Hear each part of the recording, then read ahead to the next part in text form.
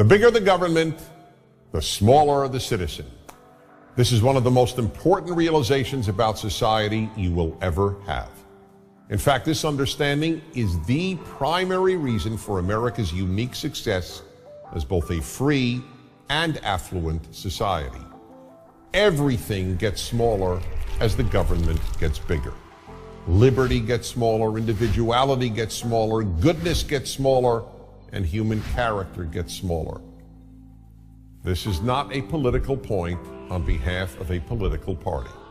It is simply an observable fact, and it's just common sense. Now, no one denies that government can and must do certain things. There's plenty for government to do. It's the government that must protect us from foreign attacks. That's why we have armed forces. It's the government that must protect us from criminals within our country. That's why we have police. Likewise, fire departments and courts are obviously necessary government institutions.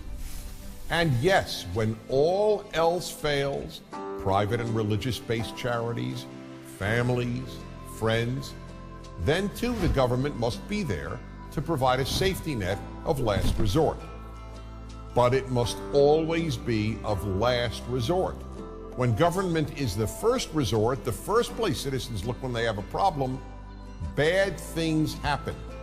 As government grows, almost everything else begins to disappear. The first thing that goes when government gets bigger than it needs to be is goodness. Yes, goodness. As the state gets bigger, people simply do less good for their fellow citizens. After all, why help others when the government will do it for you? This is the reason that, as noted by the international nonprofit organization Charities Aid Foundation, and shown in study after study, Americans give more charity and volunteer more time to help others than do Europeans, not to mention just about everybody else in the world. From the beginning, Americans understood that government must be small, and therefore individuals must devote time and money to helping others, as well as non-governmental institutions of goodness. They have to be large and plentiful. Europeans, on the other hand, with their philosophy of big government, came to rely on the state to help their fellow citizens and even their own family members. The second thing that diminishes as the government grows is the character of many of its citizens. Just as taking care of others is a sign of moral character, so is taking care of oneself.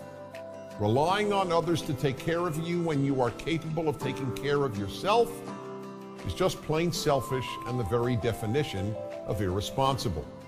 And it gets worse.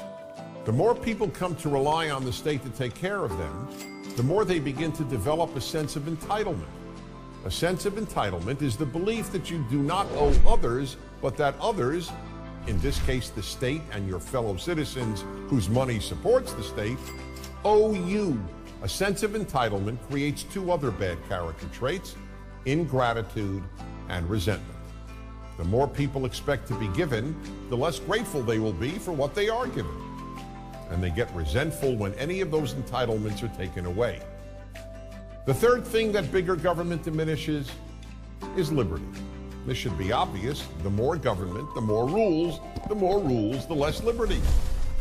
In much of Europe, for example, governments tell store owners how many hours they can keep their own stores open. That's right. In France and Germany, for example, you can't keep your own store open past a certain hour. And you can't open your store before a certain hour. And in the United States, the Federal Register was 2,620 pages long in 1936. By 2012, it contained 78,961 pages of rules and regulations. There are, however, some things big government always does increase: corruption, fraud, and theft. How could it not? Unless you think people are angels and that political power attracts angels, you know that a lot of people with almost unlimited power and with access to almost unlimited sums of money will abuse those powers.